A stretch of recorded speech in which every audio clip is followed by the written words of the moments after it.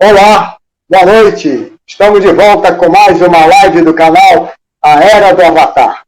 Hoje, o nosso convidado é Moacir Matos Pereira e vai nos falar sobre o caminho espiritual. Vocês já conhecem Moacir, muitos já sabem de quem se trata, o trabalho dele, mas muitos não sabem. Moacir é engenheiro de profissão, na área civil e de estrutura, é devoto de Saibaba, foi espírita durante muitos anos, é estudioso mesmo da mensagem de Saibaba e de filosofia de uma forma geral, e é escritor, escreveu um livro maravilhoso, agora acabou de escrever um livro maravilhoso, e tem muito conteúdo, ele passa muito conteúdo para a gente, as pessoas gostam muito do Moacir. Ele morava em Niterói, desde o tempo que eu conheci, lá pela década de 80. Agora ele está morando na Serra. Eu acho que é a Xambu, parece. Eu vou confirmar quando ele entrar. Vamos dar início, então.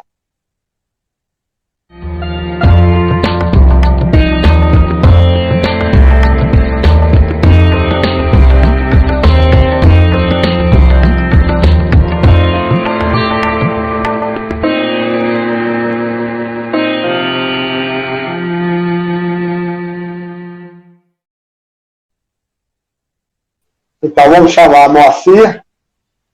Então, você está morando em Caxambu, né? Caxambu, Minas Gerais. Eita, Minas Gerais. Muito bom. Mineiramos agora. Minerado.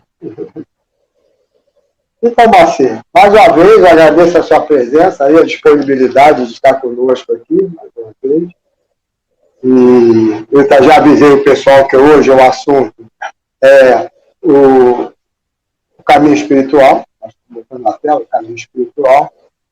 E a primeira coisa que eu já perguntaria a você, evidentemente que a maioria de nós já sabe, mas é bom ficar registrado, qual é o sentido a direção desse caminho? Onde é que está a meta? É para fora ou é para dentro? Bom, antes de mais nada, saudações a todos que estão nos assistindo e que vão nos assistir neste plano ou em qualquer outro plano do universo, né? Em qualquer dimensão. Agora, com relação ao caminho, quer dizer, essa é uma força de expressão, né? Então, inclusive, caminho espiritual. Quando a gente fala espiritual, a pessoa pensa logo em religião. Quando a gente fala em caminho espiritual, alguma coisa relacionada ao espiritual, na realidade não tem nada a ver com religião, quer dizer, a religião formal, constituída pelos seres humanos. Quer dizer, espiritual no sentido de transcendente a tudo que é conhecido, ao plano objetivo. Quer dizer, o que tem relação com a consciência, que transcende todo o plano da matéria, né, o plano objetivo. Então, no próprio livro, nós colocamos um capítulo sobre o caminho espiritual. Qual é o título do livro, Moacir? Eu sou eu. É uma frase até de Saibaba, que é muito profunda, porque quando a gente fala eu sou, muitos mestres recomendam que a gente recite mentalmente, né, procure visualizar e ter a vivência do eu sou. Quer dizer, o eu sou é uma definição, entre aspas. Deus não pode ser definido, não existem palavras nem expressões que possam definir Deus. Então, eu sou é uma definição, entre aspas, de Deus sem atributos, porque normalmente quando se define Deus, define-se Deus através de seus atributos, né? Deus é amor, Deus é paz, né? Deus é sabedoria. ainda ligada, quer dizer, uma definição ligada ainda a atributos, a dons, que não conseguem definir Deus. Não consegue definir Deus.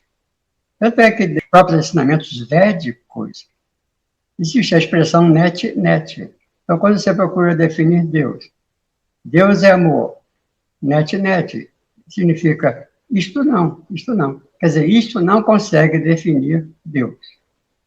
Deus é paz, net. Isso não consegue. Deus é paz, isso não define Deus, não consegue definir a totalidade, quer dizer, a abrangência, a onipresença divina.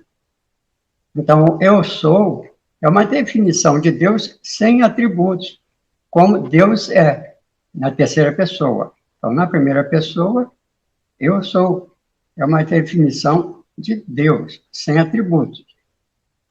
E o Sai Baba, ultimamente, nos últimos discursos, já vinha recomendando que nós repetíssemos ou visualizássemos. Eu sou eu. A gente pensa, bom, eu sou eu.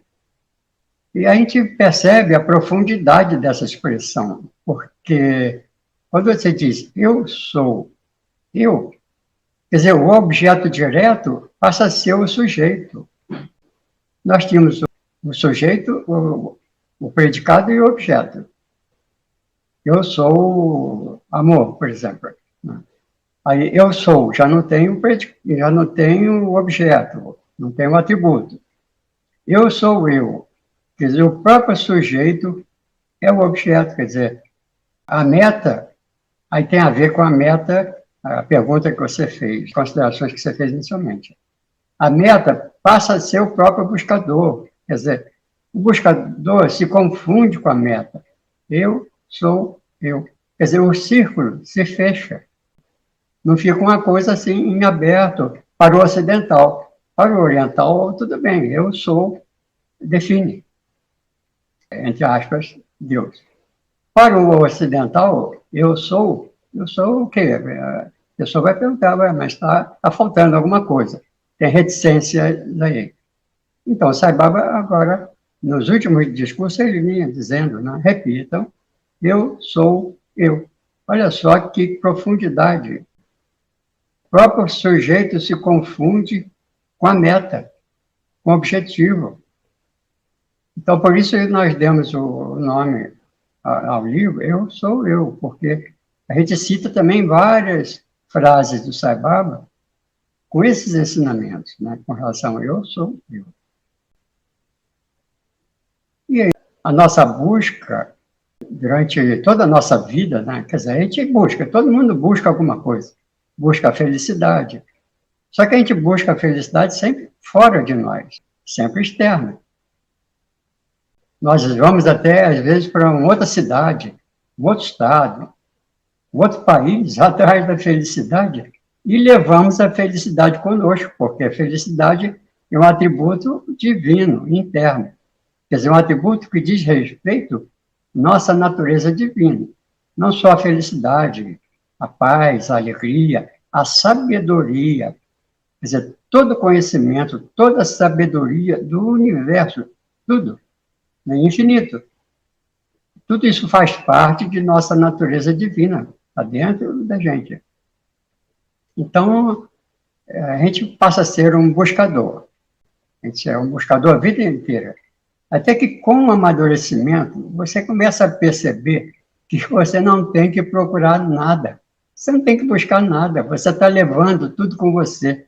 Está tudo, é fazer aflorar tudo isso. E a gente, às vezes, diz que, né, a felicidade é interna, e que Deus é o morador interno. Tudo isso faz parte de formas de expressão. Porque a partir do momento que você se autoconhece, você percebe a sua natureza, aí não faz sentido mais o interno.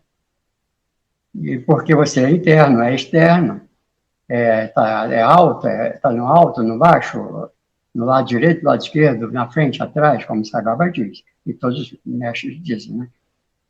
Então, quando a gente diz interno, na realidade é uma força de expressão porque existe uma interiorização. Quer dizer, você faz a introspecção. Isso que nós, particularmente, entendemos. Quando nós dizemos que Deus é interno. É uma maneira de dizer, porque o interno aí diz respeito à introspecção. Quando você se autoconhece, aí você conhece Deus. Quando nós percebemos a nossa natureza real, que é divina, nós estamos percebendo a divindade, a onipresença, que é tudo. Então, não é só interno. Então, extravasa o corpo, a mente, toda a personalidade, quer dizer, e o corpo não pode limitar, né, esse poder infinito e a nossa natureza divina, essa grandiosidade do ser que nós somos. Então, é uma força de expressão, que o reino de Deus está dentro de vós. Né? Isso Jesus falou, quando perguntaram a Jesus, quando virá o reino de Deus? Então, Jesus disse, o reino de Deus não virá ostensivamente, ou seja, com aparência externa. Nem se pode dizer que ele esteja ali ou acolá, quer dizer, fora de nós, porque o reino de Deus está dentro de vós. Quer dizer, o reino de Deus está dentro de nós para nós buscarmos interiormente, né, através dessa busca interna, da introspecção, do autoconhecimento. E o próprio Jesus disse uma frase muito interessante com relação à felicidade, quando ele estava reunido com vários discípulos, né, várias pessoas, ele disse, né, alguns aqui não provarão da morte até que encontrem o reino de Deus. Olha só, a gente imagina que o reino de Deus, nós só o encontraremos depois de morto o corpo. Foi embora deste plano. A gente sempre imaginou isso, que a felicidade é depois da morte, chamada morte. Num plano supostamente superior do que esse, né?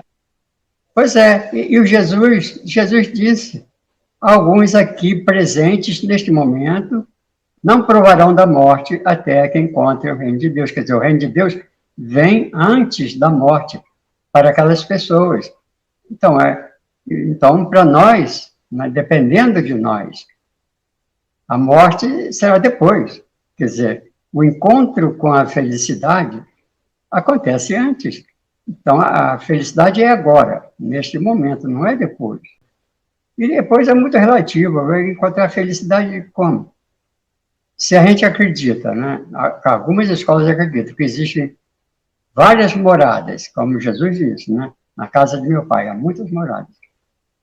Então, a partir do momento que a gente deixa este plano, a gente vai morar, vamos dizer, numa esfera. Né? Algumas escolas acreditam em esferas. Então, o Chico Xavier, por exemplo, fala em várias esferas, e outras escolas também. O próprio Saibaba, uns mestres da Índia falam em vários loucas, né? Vários mundos. Né? Vários mundos. Então, dependendo da sintonia de cada um. Então, por exemplo, nós deixamos o corpo, passamos a morar numa esfera, numa morada, com a qual nós temos afinidade. Só que, estando ali naquela esfera, naquela vibração, dentro daquela faixa de frequências, a gente tem a aspiração de alcançar uma outra esfera mais elevada. Por exemplo, o Chico Xavier fala, né, no caso particular de quem segue esse caminho, né, espírita. Ele fala que o André Luiz, por exemplo, foi lá para um plano e depois ele passou a merecer um atendimento, foi para um outro plano. Naquele plano ele desejava alcançar o plano onde a mãe dele estava, que era um plano mais elevado, que ele não podia alcançar. Estava numa frequência mais elevada. Foi preciso a mãe dele reduzir o plano, aquele padrão vibratório para ser vista por ele. Agora imagina um avatar para encarnar no mundo físico. Como ele deve trabalhar nessa redução de vibração. Né?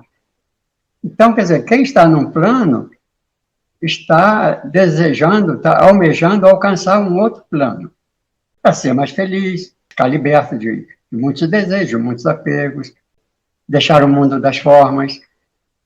E quem está no outro plano mais elevado pretende alcançar um outro mais elevado. Então, onde vai acabar isso? Quando a gente vai ser feliz, se a gente está buscando a felicidade até no plano espiritual, pelo que nós sabemos, né, pela própria história das filosofias, das religiões. Então, felicidade é agora. Felicidade é agora, não existe outro momento, não é um caminho infinito. Então, a partir do momento em que a gente começa a perceber, né, a ter esse autoconhecimento e se amadurecer, né, nessa caminhada espiritual, a gente vai percebendo que não existe mais caminho. É a vivência de cada momento, não tem nada que buscar. Não temos nada que buscar. É viver a vida, com prazer, com alegria, viver a felicidade. Este é o momento da felicidade. Só existe um momento para a felicidade, é agora, e não depois. Este é o momento real. Somos felizes neste momento. Não existe nunca o futuro para o encontro da alegria, da paz, da bem-aventurança, da sabedoria. Senão não existe fim para isso. O infinito está à nossa frente. Então não tem como. Se a gente pensar em termos de futuro, não tem como encontrar a realização espiritual. A realização espiritual é agora, é viver cada momento, ser feliz cada momento. Essa é a busca que deixa de ser busca. Existe aquele filme, Poder Além da Vida, é uma série de ensinamentos zen budistas, muito profundos. Aquele instrutor que existe no filme, que aparece orientando o rapaz, tem ensinamentos muito profundos.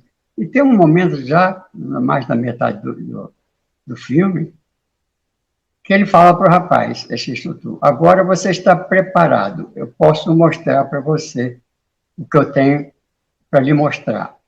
O rapaz fica entusiasmado. Então, me encontre, né, amanhã, num tal horário, no lugar tal. Aí marcaram. Aí no local tal, eles se encontraram. Então, o instrutor, o mestre na frente, o rapaz atrás, subindo uma montanha. Subindo uma montanha, né, andando, cansando, né, o rapaz ficando cansado pela subida. E chega lá em cima, o rapaz suando, né? E o instrutor fala, agora nós chegamos. Aí o rapaz, no topo do monte, olhou assim, ué, o que tem aqui? Não estou vendo nada aqui. Mas o que quer o que o senhor tem para me mostrar? Estou preparado para ver? Não estou vendo nada, estou vendo a paisagem lá em cima do morro, a vista de sempre. O instrutor falou para ele, mas você subiu toda essa escalada, todo satisfeito, alegre, feliz, porque ia encontrar alguma coisa que você estava se fazendo por merecer. De repente, você fica agora angustiado, toda a alegria se vai embora. Então, ali o instrutor quis dizer para ele que não é a meta que é o importante, é a caminhada. É cada passo da vida. É você vivenciar cada passo da vida com felicidade, com alegria, com prazer. Não existe essa meta. E eu achei interessante, na hora, assim, acho que muita gente não percebeu a profundidade dessa cena do filme. Né? Quando o instrutor disse, cara, agora você está preparado para receber o que eu tenho para lhe dar. Aí o rapaz sobe com toda a alegria, felicidade, porque alguma coisa de especial tinha na meta. E, quer dizer, vivenciando cada passo, cada momento, com prazer, vivenciando antecipadamente o que ele ia encontrar. Aí chega lá e ficou decepcionado, mas o que tem aqui? Aí o instrutor falou, você subiu, todo animado, todo satisfeito, feliz, e de repente agora tudo vai por água abaixo. Esse filme tem cenas assim de o nome do filme mesmo, O Poder Além da Vida. É Poder Além da Vida. Em português... Tem no Netflix, na Amazon? Tem. Poder Além da Vida. Muito bom, todo cheio de ensinamentos muito profundos mesmo. Profundo. Ensinamento tipo zen budista, assim. Gandhi dizia sobre isso, que a mais importante do que a vitória era a busca por ela, era toda a luta que você empreendia para chegar até a vitória. Ele queria dizer que as pessoas deviam valorizar o caminho, como você está dizendo, né? Vivenciar cada... É como o budismo fala, a meta, olha só que profundidade, a meta está em cada passo. Cada passo é uma meta. Quer dizer, a meta é constante, não existe uma meta futura. Porque se a gente fala em futuro, o que significa futuro? Pode ser daqui a 5 minutos, 5 segundos, ou pode ser 20 mil anos. Então a gente acha que, quando a gente diz, não, você é uma pessoa santa, a pessoa, que é isso? Eu não sou uma pessoa santa, né? Como o Sagar fala, a gente se considera pessoa pecadora, fraca. Sagar diz que é um desrespeito à própria divindade que nós somos. Então a gente tem uma mente, pela nossa educação, né, de tantos anos, de milhares de anos, né, de outras vidas, a gente aprende que a gente é limitado, que não é santo. Então a gente acha que não tem merecimento. Não, quando eu for santo, santo quando? Daqui a quantos mil anos? Nós somos seres sagrados, todos nós. O assunto, Moacir, da live da semana passada com o Wilton foi justamente isso, a influência das crenças. Que ele dizia que a gente constrói crenças que nos limitam. Isso é um exemplo que você está dando.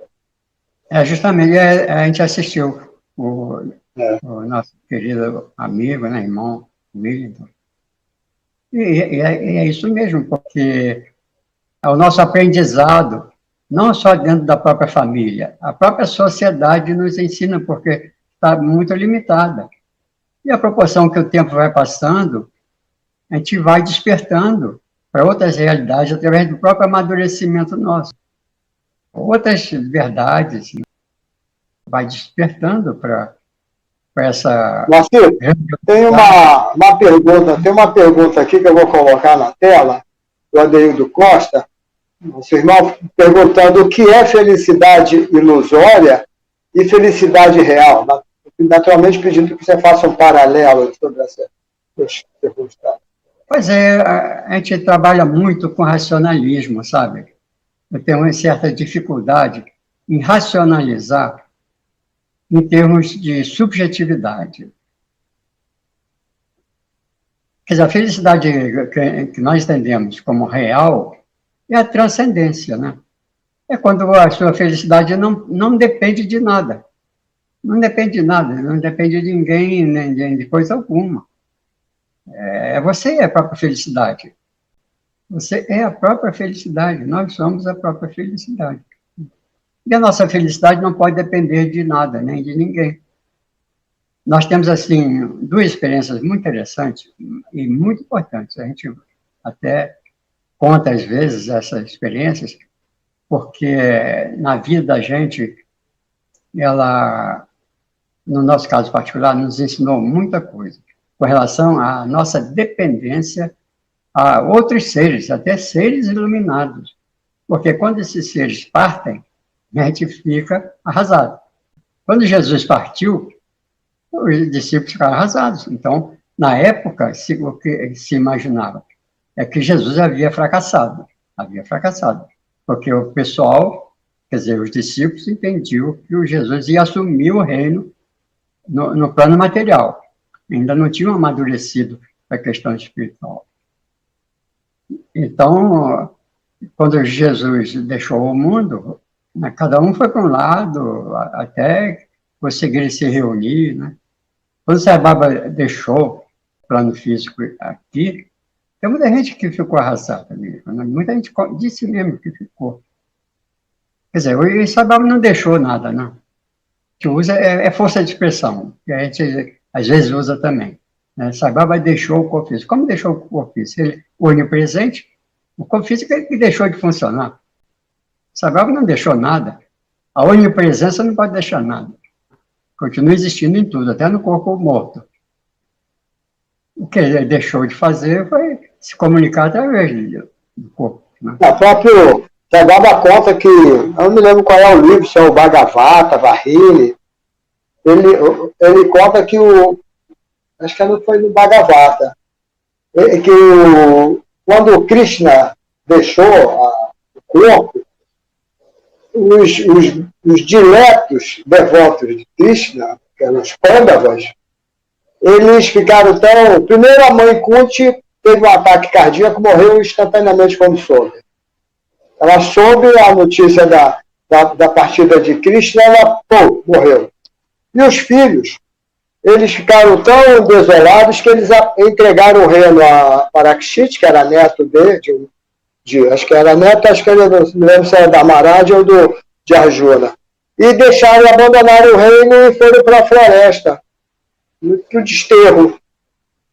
Você vê, e eram os Pandavas, né, que conviveram tanto, e a Arjuna que recebeu os ensinamentos de Krishna na batalha ali, que hoje é o épico que muita gente conhece, que é a Bhagavad Gita, né, em momentos anteriores à batalha, mas isso acontece mesmo, né?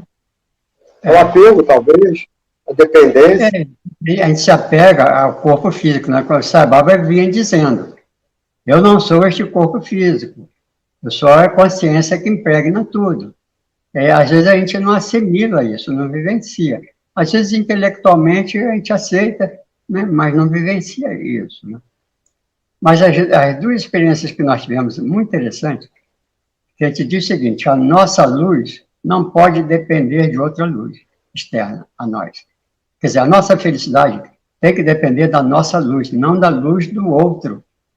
Por mais iluminado que seja o outro, por mais benefício a gente receba do outro, e a gente reconhece, mas você tem que fazer com que a sua felicidade, que a sua paz, quer dizer, nós temos que despertar toda essa grandiosidade do ser que nós somos em nós próprios, quer dizer. Então, nós temos uma experiência, por exemplo, em 1960 e pouco, nós fazíamos parte de um grupo muito bonito, espiritualista, em Niterói. Olha, era uma vibração, a gente quase que flutuava dentro daquelas reuniões. E era uma felicidade impressionante. Eu fechava os olhos na hora de concentrar, vivenciava cada coisa assim na espiritualidade, tudo colorido, vibrando numa dimensão sutil, muito elevada. E durante anos isso, e a gente estava dependendo desse grupo. E todas as pessoas ali do grupo, aquilo ali era vida para a gente. Mas houve uma época que a coisa foi se desfazendo, e cada um indo para um lado, as pessoas que foram saindo arrasadas,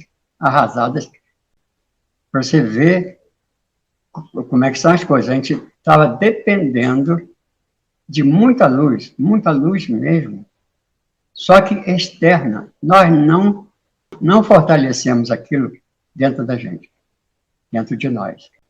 Quer dizer, nós não fizemos brotar dentro de nós essa fortaleza espiritual. E teve uma outra experiência muito interessante, mais recente, em 1980 e pouco, no final dos anos 70 ou no início de 80, de um grupo que fazia reuniões budistas no Rio, de segunda a sexta-feira, às 7 horas da noite. Tinha 1 hora de meditação. Então, a gente ia para lá, meditação em silêncio. Havia um mestre, que era do Tibete, tinha a túnica dele, laranja, né? Tinha um sotaque, né, do idioma dele. Então, no início, ele cantava com os mantras. Quem conhecia os mantras cantava junto. E toda noite, às 7 horas da noite, de segunda a sexta-feira, havia aquela reunião de meditação durante 1 hora.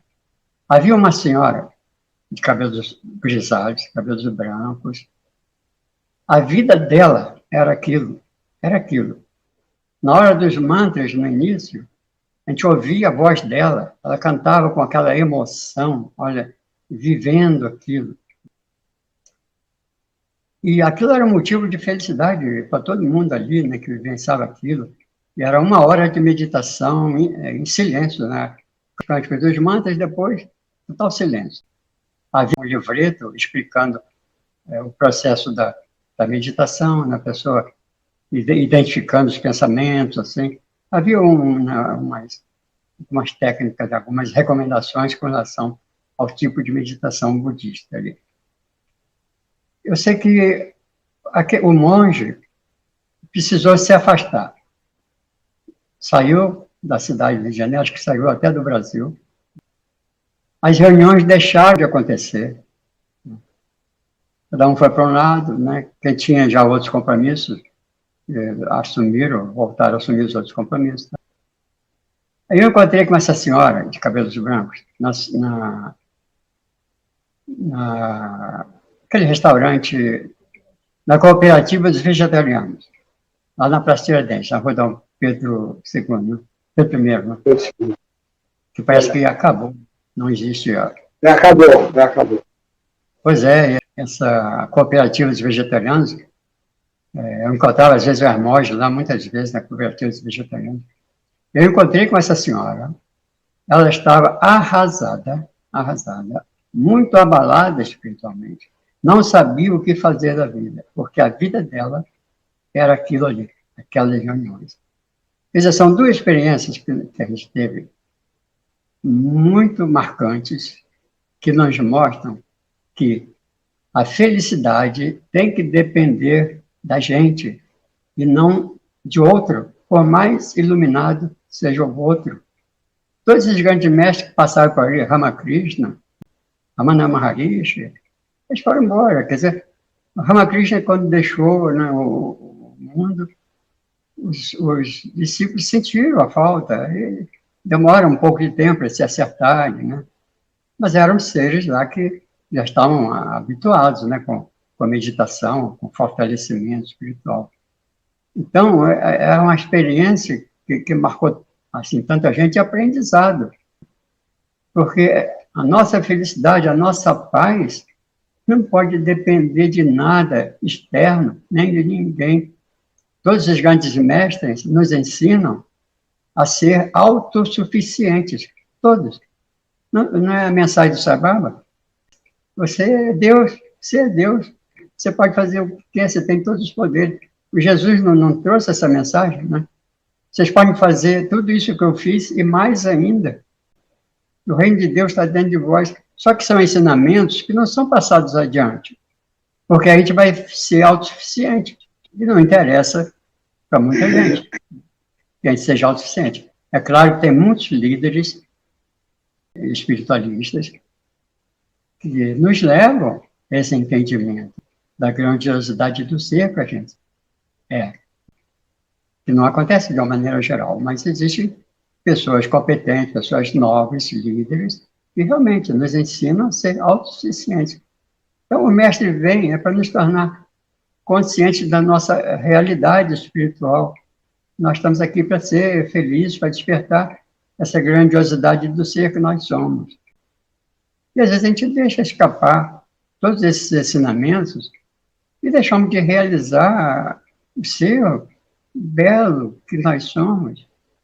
A vida é uma beleza, a gente não aproveita da vida. Outro dia estava com Fusquinha, né, andando aqui com a esposa, com a Marta, na estrada de terra.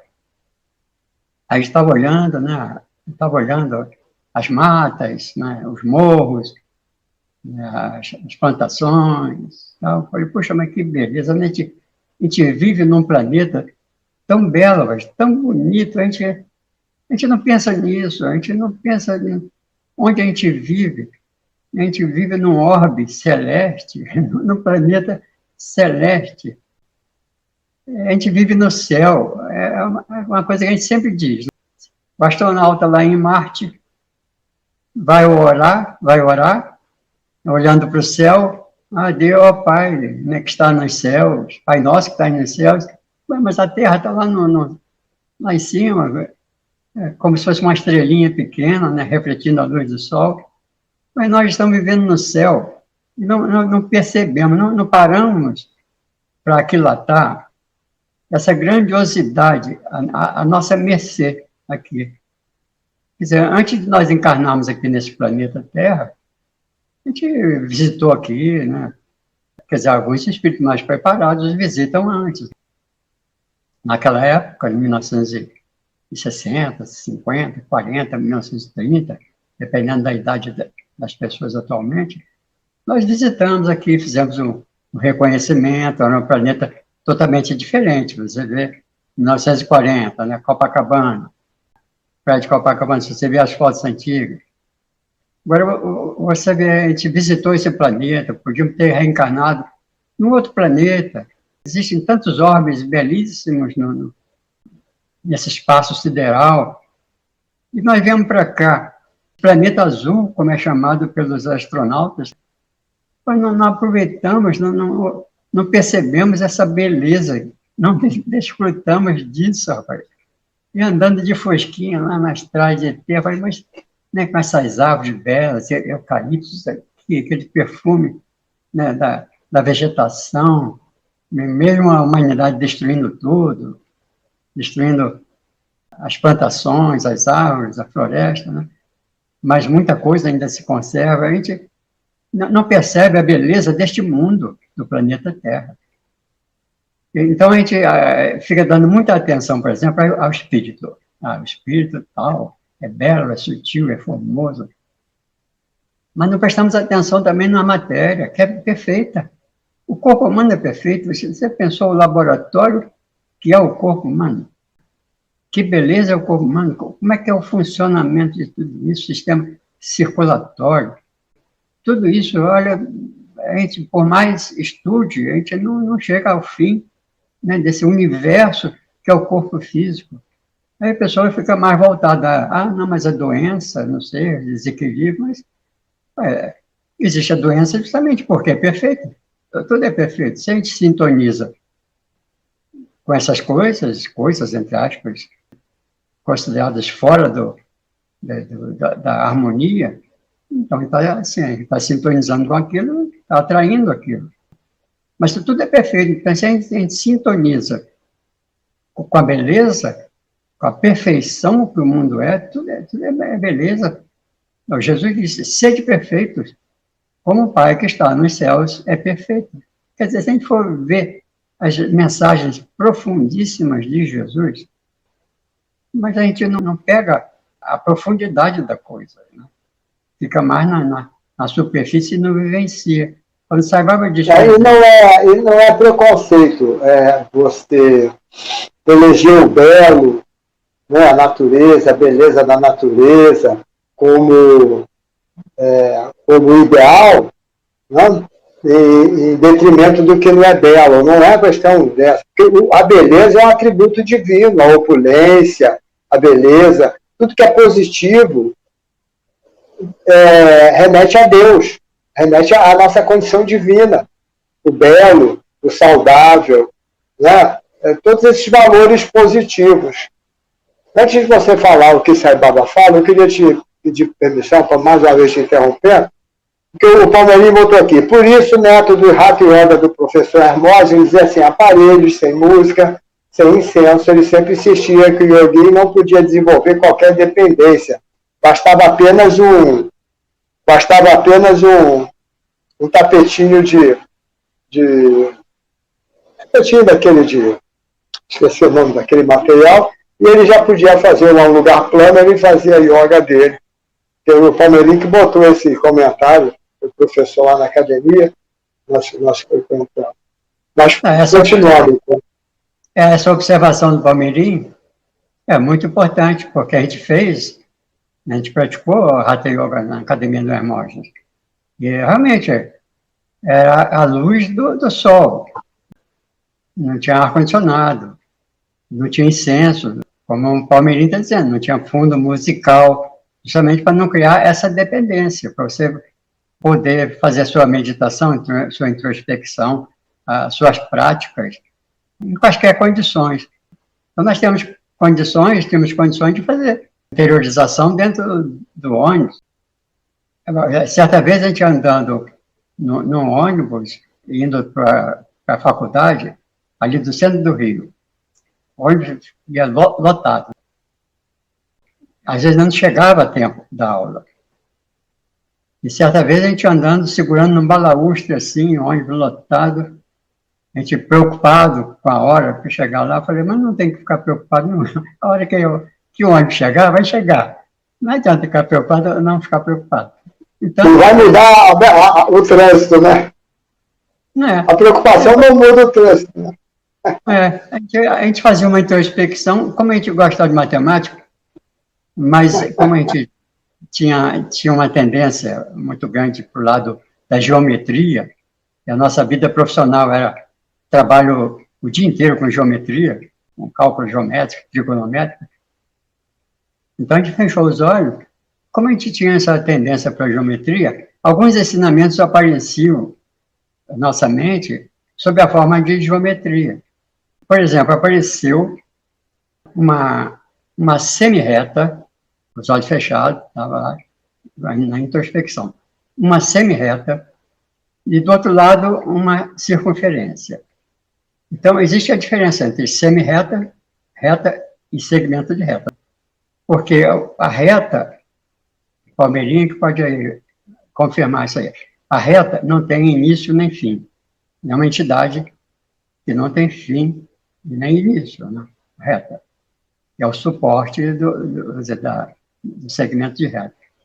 É uma direção. A semi-reta ela tem um ponto de origem e não tem fim, a semi-reta. Então, não se pode dizer, por exemplo, que uma reta tenha 5 centímetros, porque ela não tem início nem fim. Agora, o segmento de reta, ela tem início e tem fim. Então, você pode dizer um segmento de reta de 10 centímetros. Só que nessa visão que a gente teve, era uma semi-reta. Tinha uma origem e não tinha fim. E do lado, uma circunferência. E na hora que bateu a figura, ela já veio com o significado. A gente já sabendo o significado daquilo, percebendo o significado. Então, a semi-reta significava que nós estamos ali na origem da semi-reta. Quanto mais complexos os problemas, mais afastada é a solução. Então, nós estamos aqui na origem. Quanto mais complexo o problema, mais difícil é a solução. Até que o problema é tão complicado que você não encontra solução, pelo menos mental, para o problema. Só que a circunferência, que tinha um ponto central na circunferência, então, no caso da semi-reta, você está na origem, o indivíduo está na origem. No caso da circunferência, nós somos o centro da circunferência. Por mais complexos sejam os problemas, todas as soluções estão girando em torno de nós. Quer dizer, a complexidade do problema não acontece se afastando da gente, mas rodando à nossa volta. Isso é circunferência no plano, quer dizer, no espaço em uma esfera. Então, por mais complexos sejam os problemas da nossa vida, as suas soluções estão aqui à nossa volta, estão nos rodeando. A questão é a seguinte, é você, para poder captar a solução ideal em harmonia, você tem que estar em harmonia. Então, quando você percebe o desafio, o problema na vida, você procura se tranquilizar, ficar sereno e não querer encontrar a solução de qualquer maneira. Simplesmente se tranquiliza. Pronto. Aí você em harmonia, você entra em sintonia com a melhor solução, que é a harmônica, que é a harmonia. Isso na época que nós praticamos Hatha Yoga na academia e muito tempo depois também. Quer dizer, muita coisa também aconteceu antes. Você vê a profundidade do ensinamento através de formas geométricas. Por mais complexos sejam os problemas na nossa vida, as suas soluções estão à nossa volta. É preciso que a gente esteja em harmonia em equilíbrio, para entrar em sintonia e captar e atrair essa solução que é harmônica e satisfaz a todos os envolvidos. Nós temos várias experiências nesse contexto, e quando você entrega ao ser interior, não é o Deus externo, não, lá no infinito, no céu, não. Como Sagrada diz, né? Não busca Deus lá no céu, não, que ele vai custar a chegar, vai demorar a chegar.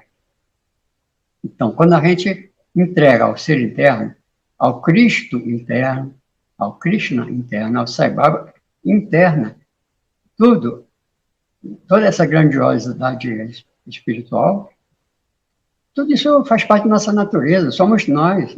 Nós é que assumimos as variadas formas. Nós assumimos, é a mesma consciência que habita Betinho, Palmeirinho, Moacir. O Palmeirinho está dizendo que essa intuição foi genial. Vai usar esse exemplo com os alunos dele. Isso é. Aí tem uma outra também. Tem uma outra também, estava num ônibus também. Dessa vez eu estava sentado atrás, fechamos os olhos, aí apareceu, do lado, um sistema de eixo cartesiano, abscissa e ordenada, né? Um eixo horizontal e um eixo vertical. E uma semi-reta também, aqui, semi-reta. Do lado, havia um outro sistema de cartesiano do plano, abscissa e ordenada, né? O eixo horizontal e o vertical. Só que não era uma semi-reta, era uma curva. Mostrando o seguinte, que a gente acha que a nossa vida acontece segundo uma reta.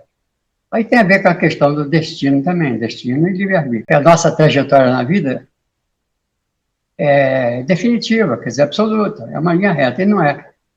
A figura da direita, que apareceu na nossa mente, mostrava que tudo acontece segundo uma curva. Você vai ajustando cada ponto e vai redirecionando a sua vida a cada momento. Alguém pode questionar, mas isso tem a ver com destino e livre-arbítrio. O Sababa, por exemplo, diz, se a pessoa acredita que existe destino, existe o destino. Se acredita que existe livre-arbítrio, para essa pessoa existe livre-arbítrio. Mas interessante que a figura mostrava que a gente ajusta cada ponto. Isso foi mentalmente apareceu. Como a gente gosta de geometria, apareceu o sistema de eixo cartesiano, com uma linha reta, inclinada, né, que tem um coeficiente angular, cada um na vida tem o seu coeficiente angular, né, sua inclinação. E a outra figura não, é a curva, você vai direcionando, vai ajustando a sua vida em função do seu amadurecimento. Agora alguém pode dizer, não, mas aí significa que existe o livre-arbítrio, não existe o destino. Pode ser que esses ajustes, a cada momento, façam parte até de um destino. Você fala que o livre-arbítrio é 5% da nossa vida, das nossas ações, nossos resultados são 5% de livre-arbítrio e 95% é da própria situação que a gente provoca através do mecanismo, do sistema do karma, né? Mas é como você falou, mas ele diz que o que você acredita é que possa ser verdade, né? No absoluto, não existe explicação, não existe racionalismo. Nós ainda precisamos do racionalismo, né? A gente tem uma experiência subjetiva. Quando a gente vai tentar explicar, a gente tem que usar palavras, nosso vocabulário do mundo objetivo. Aí complica. Complica porque a gente não vai conseguir definir ou expressar tudo aquilo que a gente vivenciou subjetivamente. Através do racionalismo, a gente procura sempre racionalizar, procurar explicar a coisa racionalmente. Aí complica. Então, o Sai Baba tem que se adaptar de acordo com nossa maneira de entender, nossa capacidade a relatividade, né? Essa questão do destino e do livre-arbítrio é realmente coisa para a gente refletir muito sobre isso, né? Porque a gente sabe que o nosso destino é feito pelos nosso caráter, nossos atos, nossos pensamentos, nossas ações, e ao mesmo tempo esse destino não existe, né? Quer dizer, porque quando a gente fala em destino, a gente fala em futuro, né? A gente fala em destino é algo que a gente projeta, né? Para frente. Pois é, em termos... E aqui agora que é importante, né? Pois é, em termos espirituais, não existe futuro, nem passado. O Atman é além do tempo, né, do espaço e do tempo. Então, a gente racionalizar em cima de coisas subjetivas, em cima do absoluto, não faz nenhum sentido. Eu tenho muita dificuldade, às vezes, em tecer algumas considerações sobre alguns temas, porque você não encontra palavras, E a gente fica nessa busca aí a vida toda, nesse caminho. E, no final, com o amadurecimento da gente, você percebe que não tem que buscar nada, porque é vivenciar cada momento. Existe uma frase do Padre Zezinho, que eu acho muito, muito bonito, que eu já falei, né, que eu tenho muitos CD do Padre Zezinho, muita quantidade. Ele diz numa frase, olha só, a estrada não leva ninguém. Olha só, a estrada não leva ninguém. A estrada está ali, ela existe. Ela não leva ninguém. Ele diz, a estrada não leva ninguém. Se o homem não for, não chega lá. E não chega quem não sai de si mesmo e com ele não vai. Ele aí com E maiúsculo, ele deve estar servindo a Deus. Olha só que profundidade. Nessa canção do Padre Zezinho. Quer dizer, a estrada não leva ninguém. Se o homem não for, não chega lá. E não chega quem não sai de si mesmo, olha só, quem não sai de si mesmo, né, do personalismo, né, do egoísmo. Quem não sai de si mesmo e com ele não vai. Olha, achei tanta profundidade, a gente colocou até essa frase do Padre Zezinho no livro. Ô, Moacir, como é que as pessoas fazem para comprar o livro? Me diz aí que eu vou escrever aqui no banner e vou colocar, por favor. Qual é o seu e-mail mesmo? É o e-mail que você usa? MMP. Sim. Ponto sai S-A-Y. Sai. @gmail.com. Agora, nós comentamos sobre o livro aí, mas não é fazer propaganda no livro, não, porque quanto menos Moacir, melhor, não. Mas olha só, você escreveu esse livro, e esse livro, ele vai ajudar as pessoas. Um livro, você escreveu o livro, colocou no prelo, soltou o livro, você não tem mais controle sobre ele.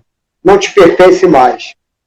Então, você não pode esconder esse livro, porque aquela obra está lançada no universo e ela tem um fundamento, um objetivo, uma razão de ser. E as pessoas, naturalmente, vão procurar e vão... Agora, a pessoa só tem um livro se ela adquirir o livro de alguma forma, ou emprestado, ou comprado. Você não consegue estalar o dedo e o livro aparecer na sua frente, não é assim. Por isso que a gente coloca aqui. Vender livro não é como vender sapato, camisa, perfume. Livro é outra classe de produtos. Então, quem quiser adquirir o livro do Moacir, Eu Sou Eu, manda uma mensagem para esse e-mail, o endereço e tudo, e ele trata da entrega do livro, faz o livro chegar às mãos de vocês. As pessoas que estão agora na live, todas já sabem isso, mas outras possivelmente não saberão, já fica gravado aqui. A gente não é muito de falar, não. A gente está aqui falando, mas a gente é mais de introspecção. Estou precisando me realizar. E a gente tem à nossa disposição inúmeros instrumentos. A vida é tão rica. A gente tem a observação do cotidiano, tem a reflexão, tem a meditação, tem os ensinamentos, tem o exemplo positivo e até o exemplo negativo das pessoas para aprender com isso. E dentro desse contexto, o livro também, o que você traz no livro, que você compilou, que você organizou no livro, serve para ajudar as pessoas, senão não existiria isso. Cada um fazia as suas reflexões e encontrava as suas soluções, mas são ajudas, que, como foi dito aqui na live, não podem se tornar uma dependência, mas sim um mecanismo de apoio, né?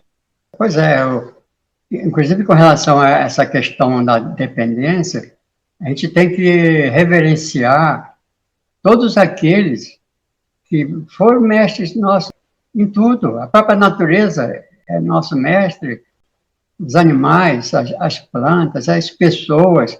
Às vezes uma pessoa diz uma coisa para a gente de tanta profundidade, né? O pai da gente, a mãe, a esposa, o filho, amigos, dentro do trabalho. Olha, isso a gente tem que evidenciar. O que a gente fala é a nossa felicidade, o nosso despertar espiritual, essa grandiosidade do ser que nós somos, o despertar disso, não depender de nada externo, mesmo reconhecendo o valor de todo o aprendizado que a gente tem que agradecer mesmo. Muita gratidão por isso. Agora, o Palmeirinho tinha falado qualquer coisa sobre a academia de yoga. Uma coisa que eu queria registrar aqui, nós já vínhamos dentro de um caminho espiritual, né, já há muitos anos, antes de entrar na academia do professor Hermógenes.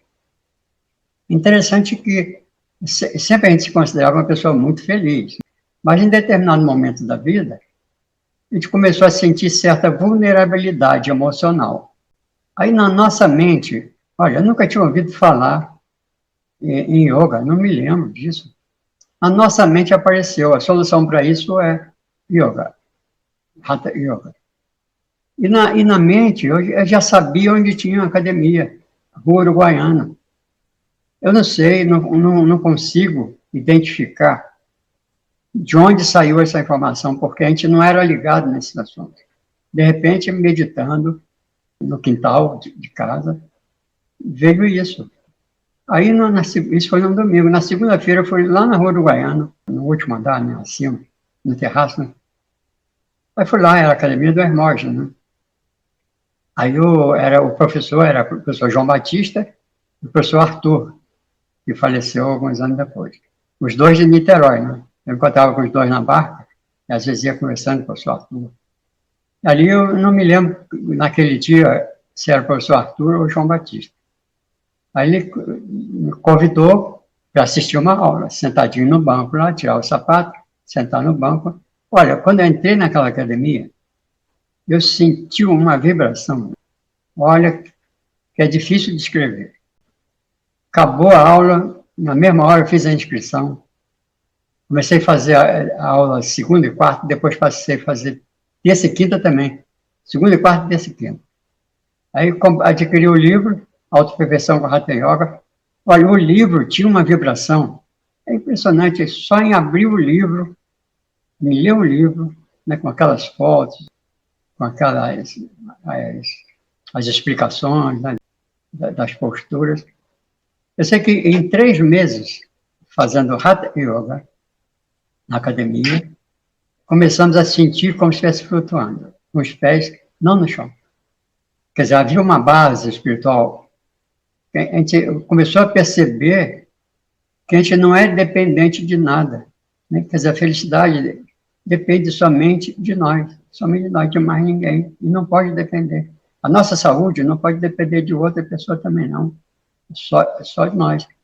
Isso fazendo Hatha Yoga, isso até, agradecemos até o Palmeirinho pela lembrança aí da academia, que a gente precisa até revelar isso. Toda essa maravilha que a gente encontrou no Hatha Yoga, na academia do Hermógenes. E em pouco tempo, comecei a sentir outra coisa, outro ser, não dependendo mais de nada para ser feliz. Só que depende também da maneira de você praticar. Por exemplo, eu ficava lá atrás, o João Batista já sabia e o professor Arthur. Para ninguém, os mais novos sempre se orientam pelos que estão na frente, fazendo as posturas, né? Eu ficava atrás, porque eu fazia menos vezes. Por exemplo, posturas que eram, postura, por exemplo, flexão lateral. 3 vezes para um lado, 3 vezes para o outro. Eu fazia 2 vezes para um lado, 2 vezes para o outro, porque eu fazia em câmera lenta, eu fazia com introspecção, eu fechava os olhos, concentrava a atenção no ponto entre as sobrancelhas, vivenciava Deus, ali, em toda a postura, todo o desempenho ali, a duração da postura, eu vivenciava aquilo e fazia devagar, como está Sichuan, né? Você vivenciar cada momento, isso é uma forma de meditação. Quer dizer, na época eu não sabia que estava fazendo meditação plena, né? Plena atenção.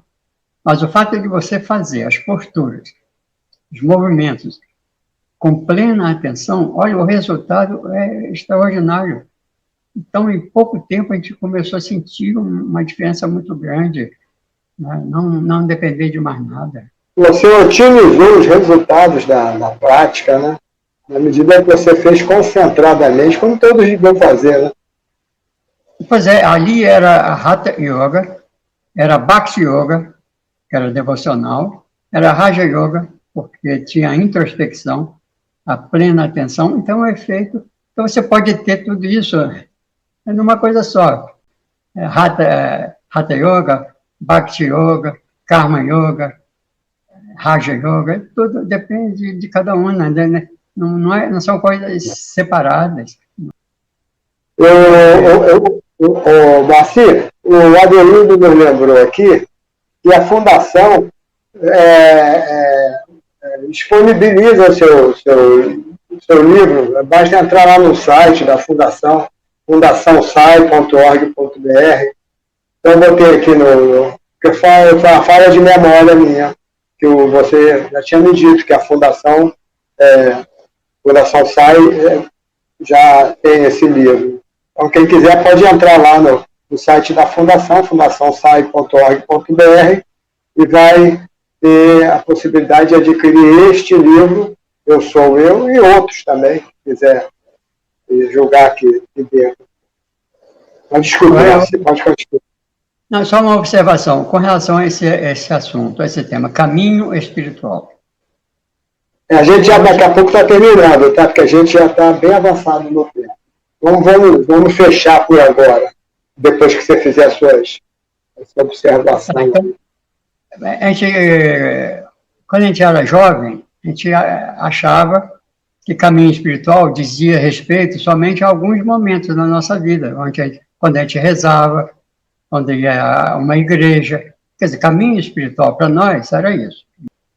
E hoje em dia, principalmente com a mensagem de Sai Baba e de tantos mestres, né, a gente passa até a ter mais responsabilidade na vida, porque todo momento diz respeito ao caminho espiritual. Caminho, entre aspas, né? Porque caminho se passa a perceber que com o tempo não existe mais caminho, é vivenciar... Caminho leva a gente a pensar em movimento, né?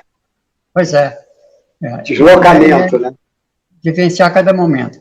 E, de acordo com as mensagens dos grandes mestres, qualquer atividade nossa é uma oportunidade de caminho espiritual. Por exemplo, no nosso relacionamento com os nossos familiares, com os nossos vizinhos, como é que é esse relacionamento?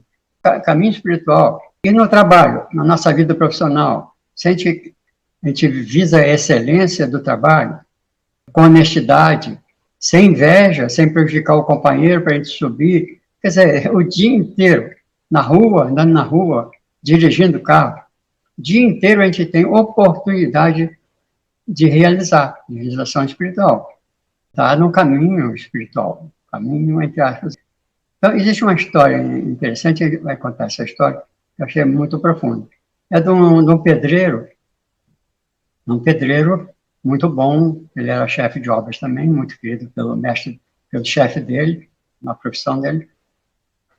Chegou um tempo que ele quis se aposentar, já tinha tempo, né, de contribuição, queria se aposentar. E o patrão não gostou muito da ideia, não, mas ele insistiu muito, tá bom. Então, você vai fazer a última obra. É uma residência, uma casa. Então, a última obra sua, você vai fazer. Então, o pedreiro aceitou, meio contrariado, tá bom, eu vou fazer essa obra antes de me aposentar. Então, ele começou a fazer a obra, a tal casa, a residência, só que não zelando muito pela qualidade da casa, pela qualidade do material, categoria do material de segunda, de terceira, não dando muita atenção também à parte construtiva, e foi levando os meses assim, meio contrariado, queria se aposentar. No final de alguns meses, a casa estava pronta, a residência estava pronta, o chefe dele pega as chaves, chega para ele e diz: tome as chaves, que essa casa foi construída para você. Essa casa é sua. Olha que profundidade da coisa. O que nós temos feito da nossa casa, que nós estamos construindo nesta vida, há dezenas de anos? Como é que nós estamos construindo a nossa vida, a nossa casa, com qualidade? Todo o trabalho que a gente faz, no dia a dia de nossas vidas, em qualquer profissão, se feito com excelência, sabendo que outros vão usufruir daquela vibração, é um trabalho espiritual. É um trabalho que sempre tem que ser feito de qualidade. É uma oportunidade de realização espiritual. Em qualquer trabalho, quer dizer, em qualquer atividade, é vivenciar o ser divino que nós somos. Despertar toda a sabedoria, toda a felicidade, todo o amor, toda a paz, que depende exclusivamente de nós. É essa a mensagem de todos os grandes mestres. O Palmeiras botou aqui, ó. Não, tem uma coisa aqui interessante que eu vou dizer para você. Então lê. Tá. Posso contar uma historinha aqui? Claro, à vontade. Nós conhecemos aqui em Caxambu um rapaz que tinha uma oficina de eletricidade, de automóvel. A gente já contou isso em outros lugares. Aí a gente colocava uma mensagem do Sababa no vidro do Fusca. E aí a mensagem do Sababa era assim, ó: o carro não se destina a ser guardado em uma garagem. Ele se destina às estradas, a levar você rapidamente e em segurança ao seu destino. Do mesmo modo, seu corpo deve servir a seu propósito, de conduzi-lo em sua viagem. Viagem para onde? Não para o cemitério, como vem acontecendo. Você tem coisas mais nobres a realizar do que meramente morrer. Você deve conhecer sua própria realidade antes de morrer e se fundir nessa bem-aventurança suprema. Use o corpo para descobrir sua própria divindade. Santifique cada momento de sua passagem pela Terra com atos devotados e pensamentos sagrados. Satya Sai Baba. Então, essa mensagem nós colocávamos assim, plastificada no vidro do carro, no vidro traseiro direito. E às vezes a gente parava numa loja, olhando de longe do carro, a gente via alguém lendo a mensagem. Porque a gente chegava perto, né? A pessoa falava: mas que mensagem bonita, né? E a gente levando o carro para o eletricista consertar, ele olhou e achou muito bonita a mensagem. Então, na vez seguinte, nós levamos a mensagem plastificada e demos para ele. E na outra vez, que era a passagem nossa também, aquele caminho, onde ficava a oficina dele, na outra vez que a gente foi lá, estava a mensagem na parede, afixada na parede. Ele botou uma moldura, cortou o nome Sai Baba, que ele falou: não gosto de botar o nome do autor. Ele botou a mensagem. Eu falei: não, tudo bem, Sai Baba não vai achar ruim com isso. Aí viemos a saber que ele era pastor evangélico. E ele, várias vezes, ele convidava a gente para ir no culto dele. Mesmo ele sabendo que a gente não seguia uma linha específica, né, religiosa, ele às vezes nos convidava. Aí, uma vez, nós fomos, eu e a Marta, a esposa, fomos lá, resolvemos ir. Entramos, já havia começado o culto, sentamos lá nos fundos, e ele, quando ele viu que a gente ia entrar, ele fez referência, né, falou no microfone, já estava falando, fez referência à nossa entrada ali, à nossa presença ali. Agora você vê a responsabilidade. Divulga uma mensagem, tem que fazer justo, tem que fazer por onde, né? Aí acabou o culto, e aí nos chamou para o gabinete dele, um escritóriozinho que ficava no fundo da igreja, um escritóriozinho bem organizado. Ele lá nos ofereceu uma Bíblia com a dedicatória dele. Quando a gente entra, afixado na parede, a mensagem do Sai Baba, no escritório do pastor, né? Com o nome cortado. Você vê a mensagem, como é que é importante a mensagem, né? E no culto, na preleção dele, ele disse uma coisa muito legal que a gente achou, que uma criança chegou para ele, quer dizer, numa outra vez, ele contava, numa outra vez uma criança chegou para ele e pediu para ele, seu pastor, só deixa o meu pai morar aqui na igreja? Aí ele falou, mas por que você quer que seu pai more aqui na igreja? Ah, porque aqui na igreja ele é um homem muito bom. Lá em casa ele briga muito com a minha mãe, bate em mim. Deixa ele morar aqui na igreja, porque ele é muito bom. Quer dizer, aí a gente relaciona de uma maneira geral com a espiritualidade, né? Quando a gente está dentro de um templo, né, é outra coisa, né? E deixa de ter esse desempenho exemplar, espiritual, no dia a dia de nossas vidas. Achei tão bonita essa colocação do pastor, do menino. Por favor, seu pastor, deixa o meu pai morar aqui, que ele é um homem muito bom, trata todo mundo com respeito, com educação, é educado com todo mundo. É isso aí. Então, falta a gente vivenciar cada instante de nossa vida. Cada instante, cada momento. Vamos sair. Namastê, muito obrigado, professor Moacir. Ele botou só aqui Moacir, mas é Moacir Matos Pereira, o nomezinho dele. Esse é um sujeito muito especial na nossa vida, aí, um exemplo. Eu vou ler aqui rapidamente o comentário que o Melim botou. Um Bhakta hindu que entoava o nome de Deus o tempo todo foi visitar Hermógenes. Quando ele entrou na academia, deitou-se estático, em silêncio, no chão por vários minutos, impactado pela vibração. O mesmo que aconteceu com você teve um impacto, né? Isso é muito, muito interessante. Isso, para quem teve o privilégio de frequentar aquela casa e aprender lá, é muito especial saber dessas histórias. Bom, quero agradecer ao Moacir, a presença de todos que estiveram conosco, quero agradecer a presença daqueles que ainda vão ver a nossa live em vídeo e pedir a todos que, caso não estejam inscritos no canal, que se inscrevam. Inscrevam-se no canal, marquem a opção todas no sininho, compartilhem a live, o nosso canal com seus amigos. E se puder, se gostou, curta o conteúdo. Tudo isso dá importância ao canal para o YouTube. O YouTube vê que as pessoas gostaram do conteúdo. Nós temos um índice muito interessante aqui no YouTube, que é a presença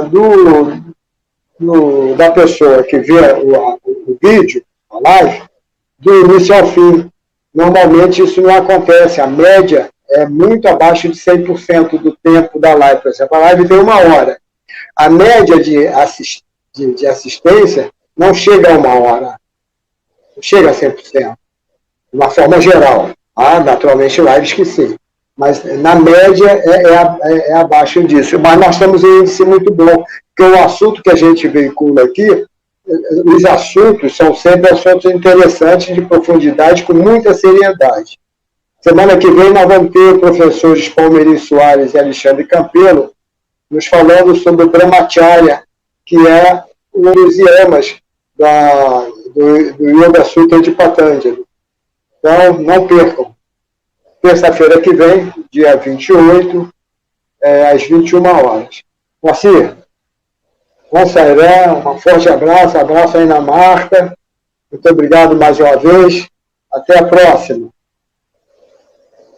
Valeu.